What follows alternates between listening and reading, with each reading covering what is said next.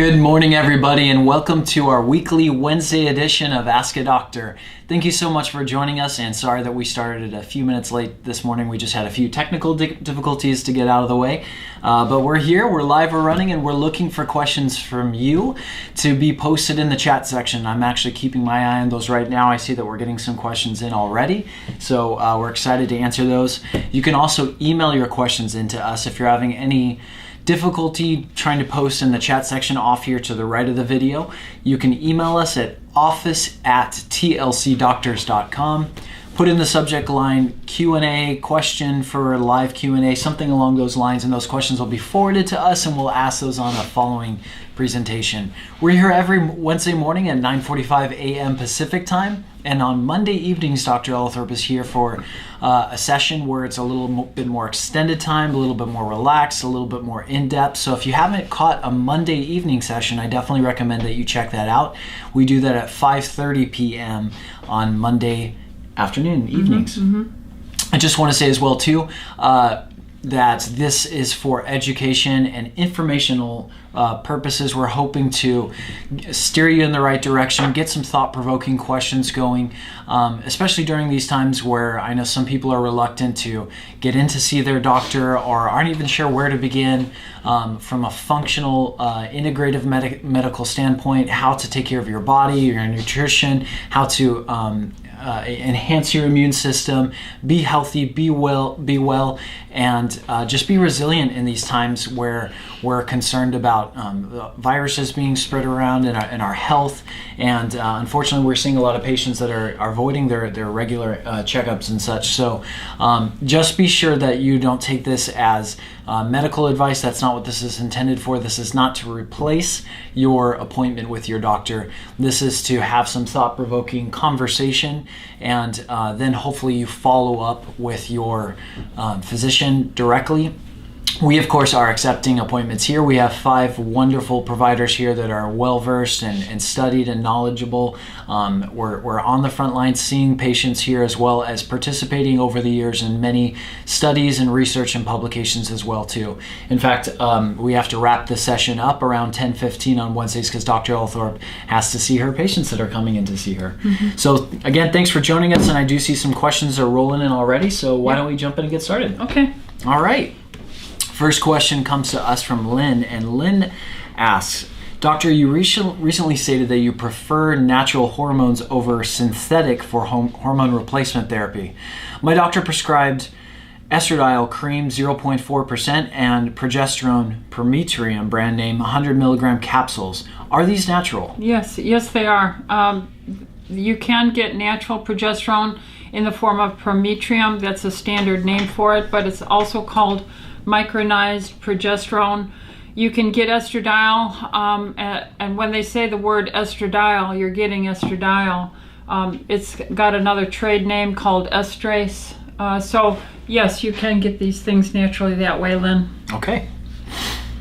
Jennifer has a question. She asks, studies show melatonin cream helps reduce radiation burns for cancer patients. Riordan Clinic uses it as well.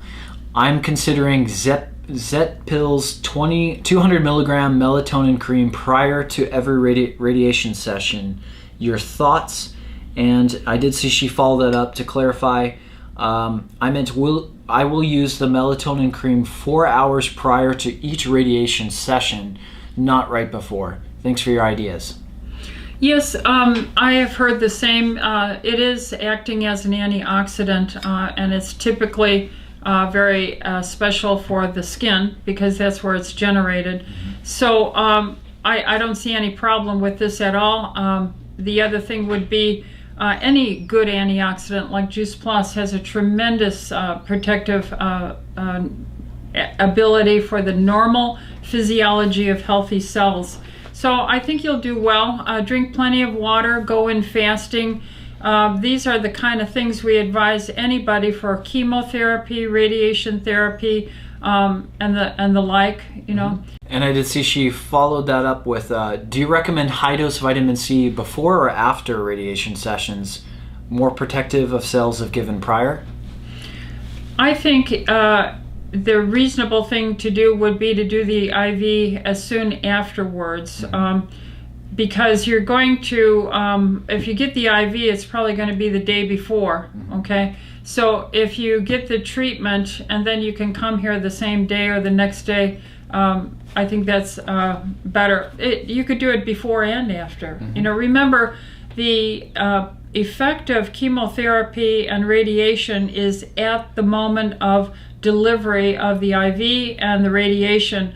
It isn't like that chemotherapy is working still on 5 days later, 10 days later. The only reason why they separate these things apart is because if they gave you chemotherapy every day or 5 days a week, it would kill you, you know, because it's cytotoxic. And so your healthy cells would succumb. So that's why I believe IV therapies are very reasonable, and we've done this for decades here. Typically, we have taught our patients to do their vitamin C before their treatments, and then to do a vitamin C with chelation therapy afterwards to promote the detoxing. Okay. Great answer, doctor. Thank you. We've got a question from Sean that asks, Doctor, can you discuss the various forms of zinc and magnesium and what is meant by chelated in reference to these supplements? Is there any specific form of zinc and magnesium that you recommend? Yeah, chelation is meaning bringing two things together. And if you link a mineral with an amino acid like magnesium glycinate or zinc glycinate, these are amino acids, then when you're taking it into the gastrointestinal system, your system is already designed to absorb the amino acid, and so the transport across the barrier of your stomach, which is 1 cell thick, is going to be better facilitated with an amino acid chelate. If it's just a zinc oxide, this is just a metal and it's not well received. The delivery, let's say if you're taking zinc at 50 milligrams a day of zinc oxide, you're probably only going to get 5 milligrams absorbed, 10% of that. If you take it as a chelated mineral, you'll get more, much more. I don't know the exact number off the top of my head. The company that is well regarded as a source for reputable vitamin preparations, nutrient preparation, is a company called Albion. And Albion exclusively does the testing for delivery systems and uses the amino acid chelate. So that's what we use here. Hopefully that answers your question. And there are definitely different forms of, let's take magnesium for an example, that we recommend and carry and prescribe to our patients here. We have magnesium glycinate, magnesium citrate, magnesium stearate, and sulfate. And sulfate. Magnesium sulfate. And I know each of those, depending on the provider and what they're trying to target, might prescribe one over the other. One is for maybe more muscle relaxation, gastrointestinal benefits. Any particular idea? When you're reaching for magnesium, what is the most common one that you're recommending to your patients? I really don't have a preference between magnesium sulfate and magnesium glycinate. I like the sulfate because sulfhydryl bonds are all throughout your body, and so you definitely need that. But those are my favorites. There's 2 of them. Yeah, and I see the doctors, Dr. Merrick will prescribe a high dose of magnesium citrate for constipation. She'll put patients on that short term. Because that seems to be better in smooth muscle peristalsis for the bowels. I want magnesium also to be absorbed for many other purposes of the body. It's very brain critical. Health, organs, right. Okay. Sean, hope that answers your question. Next question is from Donna, and Donna asks, is there any treatment for autoimmune disease? Oh, yeah. Yeah, the autoimmune disease is exploding from childhood on up. Now, what the argument and the controversy is, what is the cause of it? I'm going to say it starts in the gut. And children are often not getting breastfed enough by their parents. Then they're put on to created milk products for their eating. And the lining of the gut is only 1 cell membrane thick, and so it's not hard to disrupt that with food lectins. The plants of all kinds have their own defense system against bugs, insects, molds, and such. So when it kills the insect or inhibits the molds, but when we take it in, we're not killed by it, but we can get tiny little cuts, you might say, all the way through your gastrointestinal system. If you keep on eating that food, which marketing produces, marketing creates repetitious buying pattern, eating patterns. And so you'll get the wheats in various forms, maybe a Cinnabon one day, cereal the next, a biscuit the next, the bread on your Subway sandwich the next, but you're still getting the lectin of the wheat, gluten's in there. Your plants, legumes have lectins in it. Tomatoes have lectins, eggplant. They all have these irritants. Then they have phytates. Then they have oxalates in them, like spinach has a lot of oxalic acids in it. So these foods create a irritation here. And since we're not farmers anymore, we don't eat seasonally, so there'll be a season when you'll have tomatoes, then months will go by probably when you don't have tomatoes. Well, now you can have a pizza with tomato sauce all the time. So you see, we've hurt the natural cycles of giving your body a rest from a certain lectin that would inflame you. Then your gut, not only will that create a opening in the lining, but other things like maybe you're having some chicken go down with it, or you're having some cashews go down, or walnuts, that'll leak through the gut. And then suddenly your immune system, of which 80% lines this, will see walnuts are leaking through your gut, chickens leaking through it, and so you're going to get all these food allergy signs that will amplify the immune system's wasting it on this foolishness, and then it can cross-reference, and maybe very commonly in the O-type, like attack the thyroid, attack the joints as the rheumatidities, rheumatic arthritis, and even create brain fog and neurological multiple sclerosis, Lou Gehrig's disease, skin psoriasis, aggravate your acne, all these things from autoimmune diseases. And so fasting is very healing. Learning to intermittent fast, maybe go on a carnivore diet where you're not taking in these lectins and you're having a high dense, nutrient-rich, satiating food, so that many people who do a carnivore diet for 3 months will see their psoriasis go away, their chronic eczema, their chronic sinus allergies, their chronic joint pains, and so forth. Right, and you touched on something that we really advocate here with our patients. It's an understanding of what food is and what eating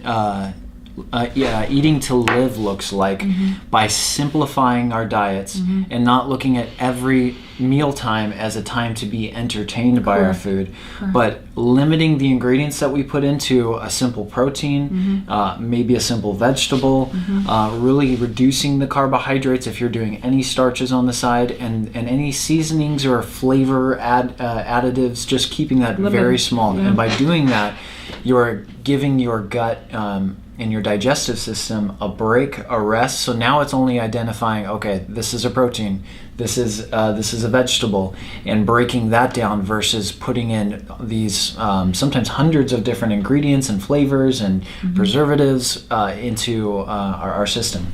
Repetitiously throughout the day. Right. And many people think they need to snack.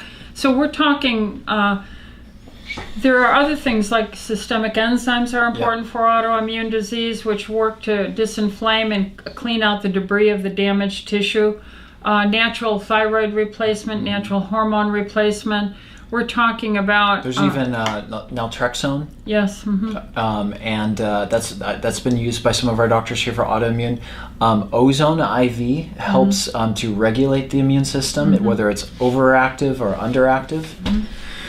Okay, great. So hopefully those are some ideas for you there. Next question is from Robert, and he asks, I follow your protocol, low carb, no seed oils, water chelation. I had constipation. Any suggestions? Well, I would, you need to walk. you probably need minerals. Some people who do this and they're still not moving their bowels once or twice a day, I'll have them take TLC multi-minerals. 3 is the recommended dose. They might need 3 to 6. You might double that until your bowels are starting to move better. Another thing you could do is take the OptiMag Neuro powder, which is a very high-dose chelated magnesium, along with Vitality C powder. As an evening drink, you put in a scoop of vitamin C, which is 4 grams. You put in a scoop of the OptiMag Neuro, and then that will work throughout the night so that in the morning you'll be more facilitated to evacuate in the mornings. Right. It's probably a mineral deficiency.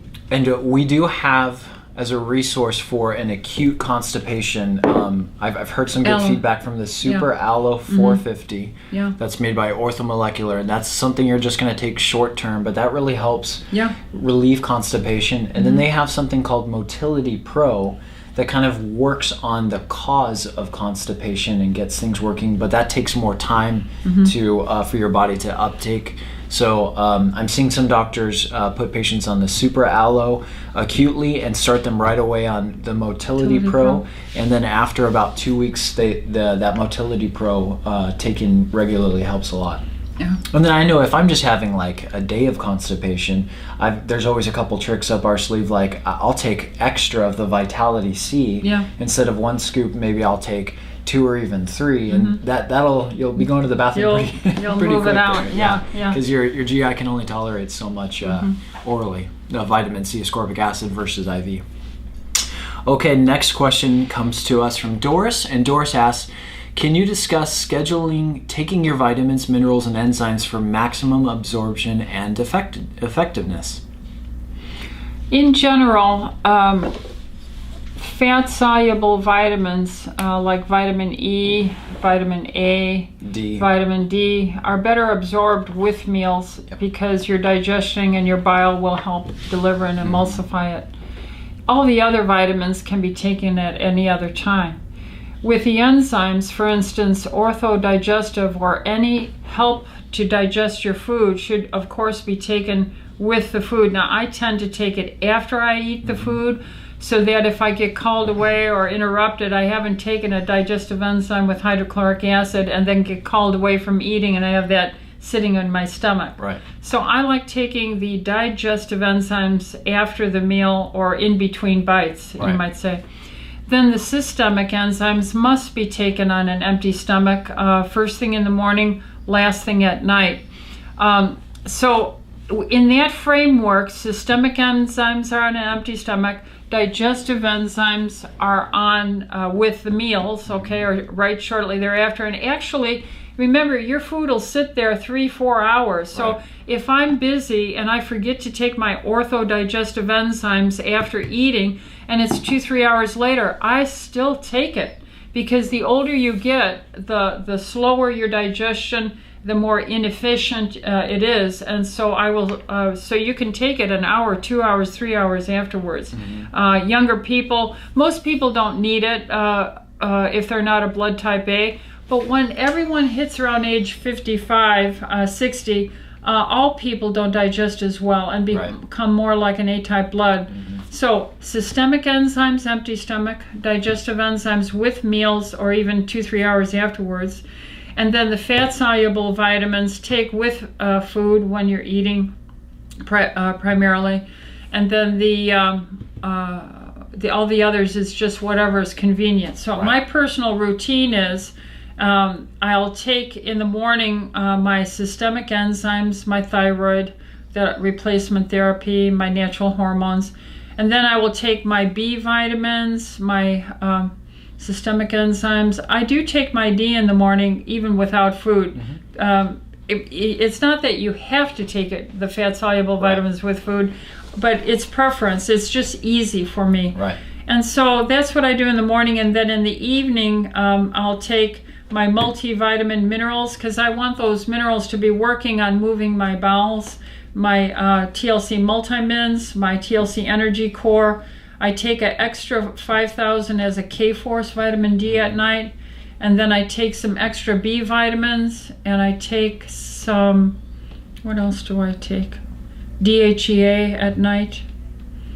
And I often take vitamin C with OptiMag Neuro as my evening drink, just so that when I'm in a healing sleeping mode, that I have the greatest antioxidant. I take my Juice Plus at night now. Okay. Yeah. So that's what I do. Yeah.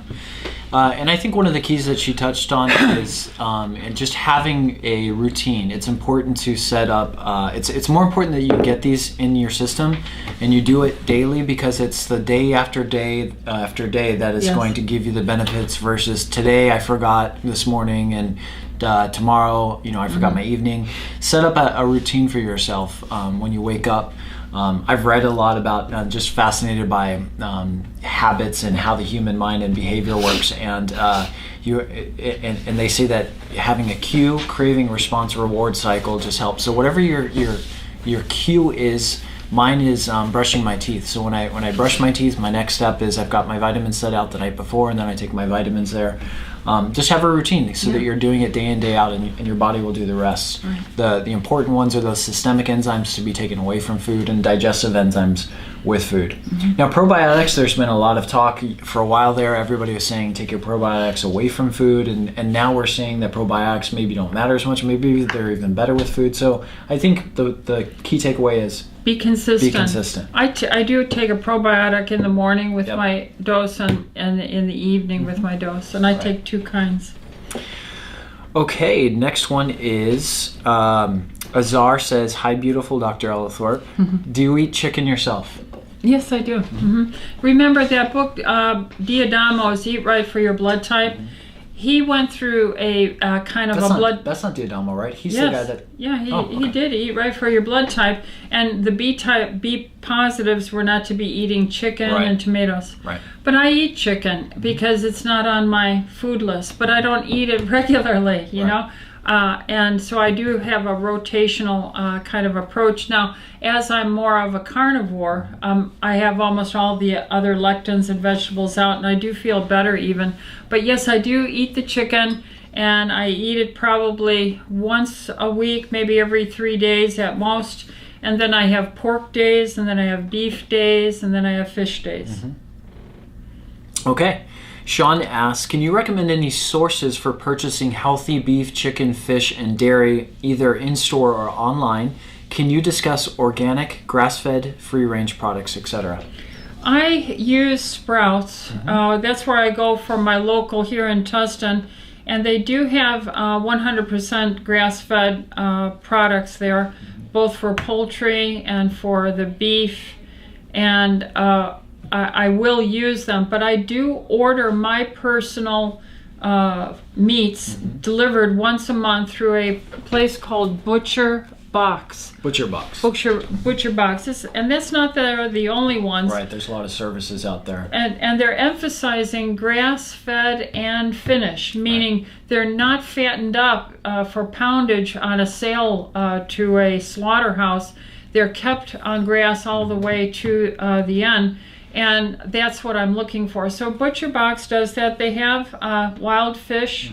They have shrimp. They have pork, because the pigs they have on their farm are free range.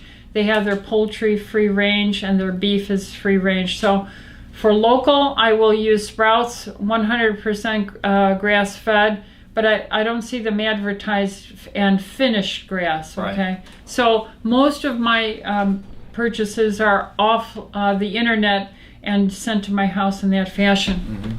Yeah, just do a little bit of research online. Butcher Box would be a great place to start, and understand what these different terms mean, because they can be a little convoluted and marketing. When you're looking at, let's say, eggs, right? Eggs, you'll see eggs that are cage-free, and you'll see eggs that are pasture-raised.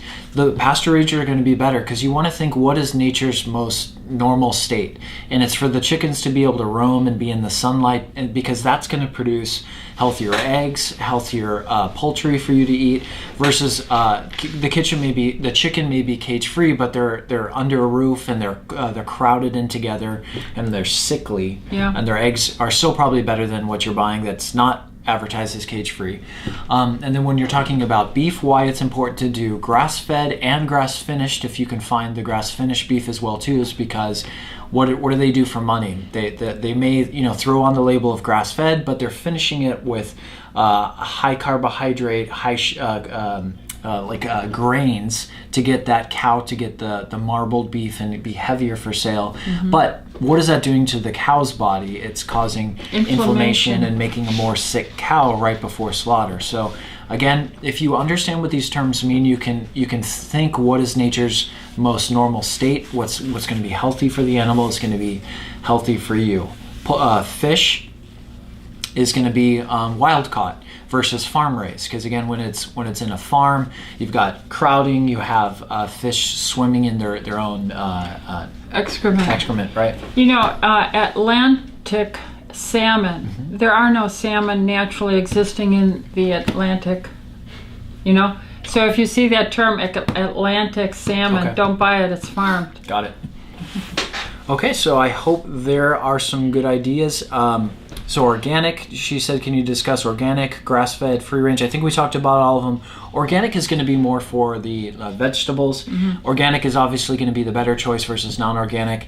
It's going to be more expensive because they're trying to avoid pesticides and things like that, so they can get that organic label on there. And you have to remember too, just because it says organic doesn't mean it's pesticide or chemical free, because we live in a toxic world and there's drift. There's drift. And then the heavy metals from the sky, geostratospheric engineering. Right. So nothing's perfect, but organic's going to be better. It's going to be more expensive, and there's the dirty 8 or the dirty dozen. If you look that up for vegetables, if you're trying to be a little bit more cost effective, there are certain vegetables and fruits in that dirty class that are you should definitely buy organic, versus the other ones you could probably get away from, be non-organic. Okay, and that is pretty much all it from our chat questions, and we are a little over on time. I do have an emailed in question that I think we'll finish with here, and it's from Brittany, and Brittany asks, I was wondering if you could speak a bit on pregnenolone. Brittany, last week we did talk a bit on pregnenolone as well too, so go back and watch last Wednesday's Q&A. But Brittany says, my blood work lab levels came back low, and I'm not entirely sure what pregnenolone even is. I ended up taking supplemental aid, but after 3 days I developed a headache and stopped. Is this a normal side effect, or is it just my body getting used to the change? Well, it's no one can answer that. There can be so many other reasons for this: barometric pressure, pollen, something you ate, the stress in your life. Did you have a good night's sleep? Were you drinking enough water? And on and on. Pregnenolone is a byproduct of the first hydrolysis of your eating cholesterol-rich food, and then it splits into DHEA and pregnenolone. And each of them supports different biochemistry and physiology throughout the body. So I think if you're eating a healthier, natural fats, saturated fats, because we're made of it, okay, you have tons of it and even more in your brain, this should be a good source for you. So if you're coming from a no-fat, low-fat lifestyle, then yes, you probably need pregnenolone, but try and eat it naturally and find out your blood type and see if you need digestive enzymes so you're cleaving this healthfully as you eat. Right. And of course, make sure you're getting a good source on pregnenolone, not just something off the shelf at GNC or Rite Aid or CVS. Make sure you're getting a good quality brand like I'm not sure if Orthomolecular makes a pregnenolone supplement. I believe they have something that supports pregnenolone. Well, definitely. We have it here. We do. We have pregnenolone here in our office. All right, folks. Well, that is it for time today. Dr. E's got to get ready for her patient that's going to be coming in soon. I want to thank you for joining us and remind you that we're going to be here as well, or Dr. Elthorpe will be here on Monday at 5:30.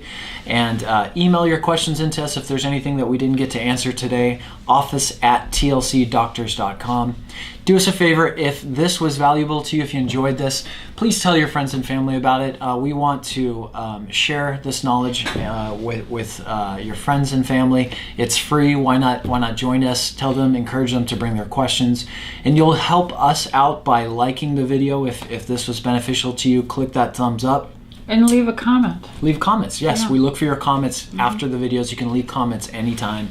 And subscribe to the channel as well too, and I really want to recommend that. We're right at about 1,000 subscribers. As we're getting more and more, we're able to introduce some new features that we're looking forward to, as well as we are in about 2 weeks going to be finishing up a room that is going to be dedicated to production, that we're going to be able to push out more consistent, well, not more consistent, but more content that will be offline. So we'll take topics and we'll do a deeper dive into them and explain some things that I think you're going to find very, very valuable. So subscribe to the channel. That way you won't miss it. When you check YouTube next time, you'll see it show up there in your feed.